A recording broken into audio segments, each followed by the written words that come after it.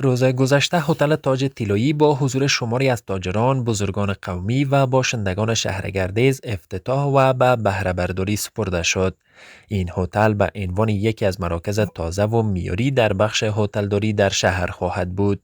مسئولین این هتل که از ولایت خوست هستند با هدف گسترش سرمایه‌گذاری داخلی و ایجاد سهولت برای مسافران و مهمانان در پکتیا سرمایه‌گذاری کردند. محمد قیوم دانش یکی از مسئولین این هتل در مراسم افتتاحیه گفت: ما برای خدمت به مردم آمده ایم، نه برای تجارت. دا زمونږ لپاره یو تاریخي فرصت دی چې مونږ خپل خدمتونه خپل د لوی پکتیا په کچه خپل لاسته راوړنې له تاسو سره شریکې کړو. لوی پکتیا د افغانستان یعنې زمونږ د هیواد له مهمو او باعزته او میلمه‌پالو سیمو څخه ده. مونږ ویاړو چې د همدې سیمو خلکو ته د خدمت په توګه مو ملا تړلې ده. طلایی تاج هوټل یوازې د استوګنې ځای نه دی، بلکې آرام، مسؤلیت او لوړ کیفیت خدمتونه یو بشپړ مرکز دی. زموږ موخه یوازې سوداګري نه ده، بلکې د سیمې پرمختګ، د ځوانانو لپاره د کار فرصتونه برابرول او د سیاحت وده هم زموږ د اساسي اهدافو څخه دي.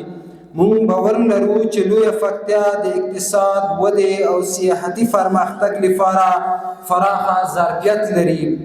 در همین حال حسیب گردیزی رئیس اتاق تجارت و سرمایه‌گذاری ولایت پکتیا این اقدام را یک گام مثبت در راستای رشد اقتصادی و تقویت همکاری‌های بین ولایتی عنوان کرد. ثانیاً د پکتیا ولایت سوداګري او پانګونې خونې په نمایندګي تاسو ته ډاډ درکوو چې ان شاء الله الرحمن چې په هر برخه کې چې کوم پانګوال یا تجار په پکتیا کې هغه کې د هوټلداري په برخه کې وي، که د صنعت په برخه کې وي، که د ساختمان په برخه کې وي، دوی پانګونه کې ان شاء الله چې مونږ به ملاتړ کوو.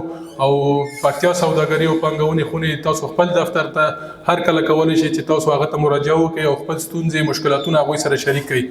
گفته می شود هتل تاج طلایی با امکانات عصری، محیط آرام و خدمات معیاری می تواند نقش مهمی در بهبود خدمات اقامتی، میزبانی مهمانان رسمی و برگزاری محافل در شهر گردیز ایفا کند.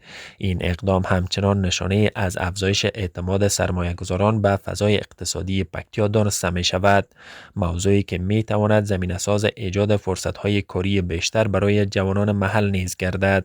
این هتل در شهر گردیز لین خوست، مارکت حاجی ولی محمد خان گردیزی و قماندان عبدالله مجاهد موقعیت دارد.